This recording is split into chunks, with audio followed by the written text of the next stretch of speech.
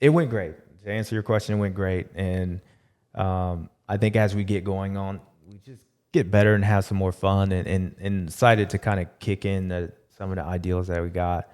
So, yeah. It almost felt like when we first started 7, like the...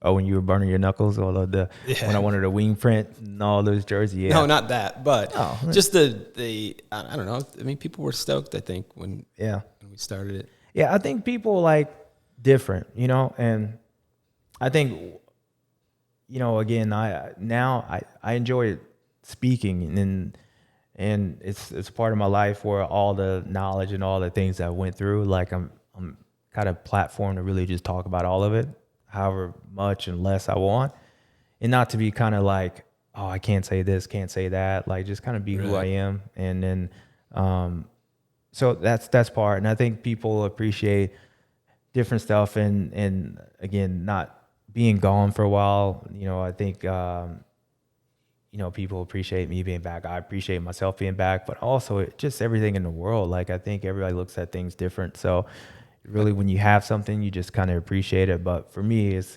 I just kind of feel at ease. If you don't like it, whatever.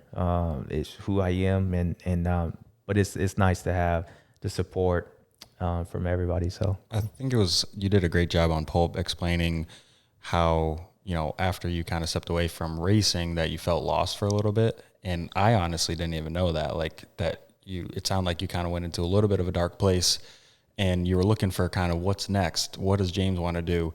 And this was that avenue. Like, when we started doing those recaps, you saw the feedback because you hadn't been in the face of the public image for quite a while. And then all of a sudden there's such a cool, positive feedback, and you're like, all right, this is kind of where I belong. And that was super cool to listen to. Yeah. I mean, for sure. I wouldn't necessarily say I went to a dark spot like I was depressed. I think it was more like I never planned on Washougal being my last race, so I don't think any of us did.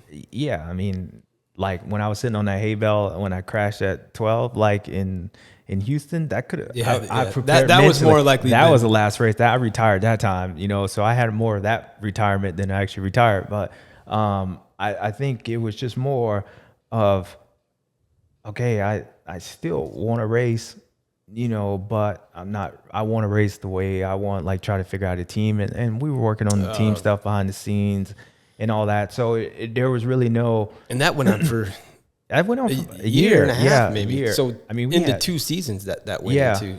Yeah. And then I think like it was in the year before with the whole FIM and that stuff, like that kind of, it didn't feel like it was, like, I guess my time to go at that point. And then again, like I wanted to race, but still like it had to be on my level. And there were so many different things changing and just a little bit of the behind the scenes stuff that happened at the end of not knowing and being told one thing and watching and figuring out a thing. It kind of bummed me out a little bit. So, yeah, there was a period where I was like, all right, like, what are you doing? And at that time, like, I swear I woke up one day fat.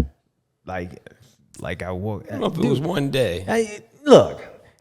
One day I looked in the mirror. One day, I'll give you this. One day you showed up to Daytona and you were skinny again. Yeah. Like, I don't know how that is. You lost the weight overweight, but you didn't put it on overweight. Yeah, that's called no hot meals and the PBJ diet. But yeah.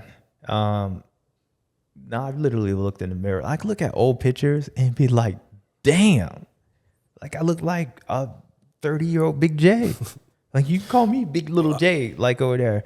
I couldn't believe it. I think that's why when we even launched the first Instagram video, people were like, or no, it was the ride date. When people saw you, they're like, oh, he's coming back. He's coming back. Yeah. They saw that. No, I had a bunch of people saying, oh, you coming back? But I guess when we announced the retirement, as soon as we posted that video, they're like, oh, his ass retired. Look how fat he is. Like, yo, you retired. You ain't have to look at it. Just look at the picture that's on YouTube. Oh, you retired. Yeah. Same thing when we did those recap videos.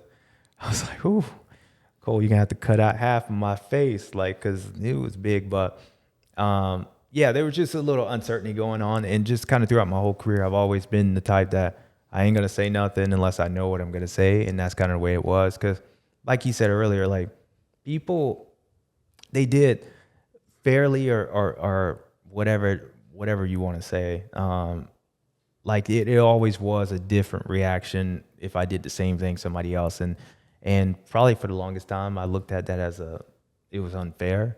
But then you start looking at it as like that's actually good, because people hold you at a different level. Like, if they don't, if they don't say anything, then they don't really care. Yeah. No, I they agree. hold you. Even if this guy does the same thing, you should do it better. And so to really kind of take that, embrace it, and like what he said, even with this show, like you feel, at some point, like the studio having the right guys, you kind of have to do it right. So, either way, it was great. And now I've found my spot. So, yeah, it's gonna be here with Bubba's World.